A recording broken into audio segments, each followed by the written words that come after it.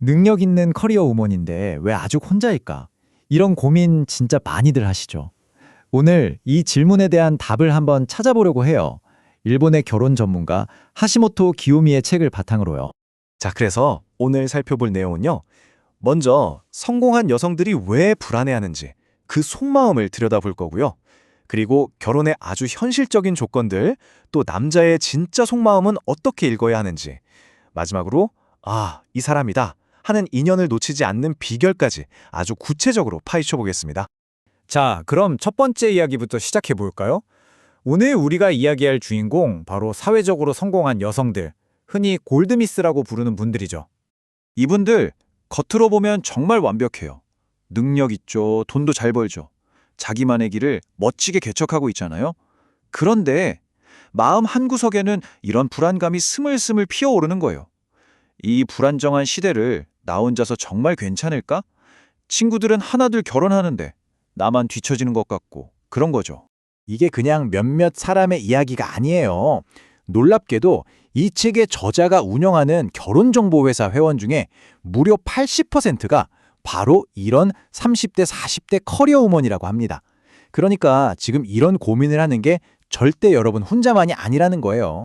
자, 그럼 도대체 뭐가 문제일까요? 결혼을 가로막는 첫 번째 큰 벽. 이 책은 바로 기대치와 현실의 차이, 특히 돈 문제라고 콕 집어서 이야기합니다. 책에 나오는 한 사례를 좀 볼까요? 사오리 씨라고 33살의 성공한 커리어 우먼이 있어요. 이분이 한 남성을 소개받았는데 글쎄 이런 말을 했다는 거예요. 이런 연봉으로는 살 수 없다고 딱 잘라 말했다는 거죠. 대체 얼마길래? 하고 봤더니 연봉이 5천만 원이었어요. 여러분, 연봉 5천만 원. 이게 그렇게 적은 돈일까요? 자, 현실에 한번 들여다보죠. 여기 표를 보시면 당시 일본 30대 남성의 평균 연봉이 4천만 원대에서 5천만 원대 초반이에요.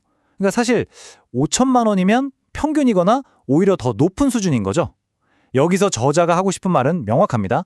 너무 높은 경제적 기준, 그게 오히려 내가 만날 수 있는 좋은 사람들을 처음부터 다 걸러내고 있는 건 아닌지 한번 돌아봐야 한다는 거예요.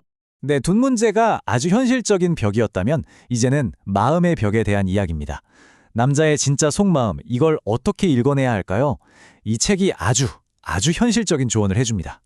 이번엔 28살 아오이 씨의 사연인데요. 들어보세요. 소개팅을 했는데 분위기가 너무 좋았던 거예요. 대화도 잘 통하고 상대방도 다음에 또 뵈어요라고 분명히 말했고요. 이건 됐다 싶었는데 그 뒤로 감감무소식인 거죠. 일이 바쁜가? 아니면 해외 출장 갔나? 혹시 너무 수줍어서 연락을 못하는 건 아닐까? 온갖 생각을 다 하다가 결국 아오이 씨가 먼저 연락을 했어요. 그래서 두 번째 데이트까지 했는데 이번에도 분위기는 좋았거든요? 근데 딱 거기까지. 잘 들어갔어요? 같은 예의상의 문자 한 통 오고는 또다시 연락이 끊긴 거죠. 이 상황에 대한 저자의 진단, 진짜 한마디로 딱 정리합니다. 이유는 딱 하나예요. 그 남자는 당신에게 반하지 않았습니다. 좀 잔인하죠? 근데 이게 핵심이라는 거예요. 남자가 정말 당신에게 관심이 있다면 어떻게든 행동으로 보여준다는 겁니다. 그가 정말 원했다면 했을 겁니다. 바빠도 전화를 했을 거고 피곤해도 문자를 보냈을 거고 어떻게든 당신을 보려고 시간을 냈을 거예요. 그의 침묵은 복잡한 수수께끼가 아니에요. 그냥 관심 없음이라는 아주 명확한 신호라는 거죠. 자, 이렇게 좀 뼈아픈 현실들을 마주했는데요. 그럼 이제 어떻게 해야 할까요? 여기서 주저앉을 순 없죠. 이 책은 이제부터 뭘 해야 하는지 아주 건설적인 방법을 제시합니다.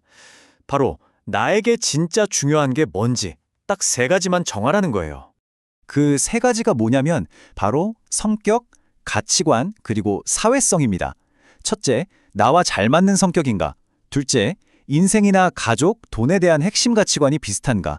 그리고 셋째, 외향적인지 내향적인지 같은 사회성이 나와 맞는가? 이 3가지예요. 막연하게 키 크고 돈 많고 이런 게 아니라 이 3가지 핵심적인 궁합에 집중하라는 거죠. 왜냐면 결혼은 완벽한 사람을 찾는 게 아니라 나랑 맞는 사람을 찾는 거니까요.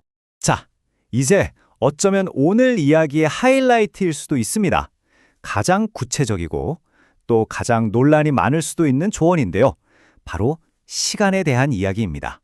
그 핵심은 숫자 3입니다. 네, 바로 3개월이에요.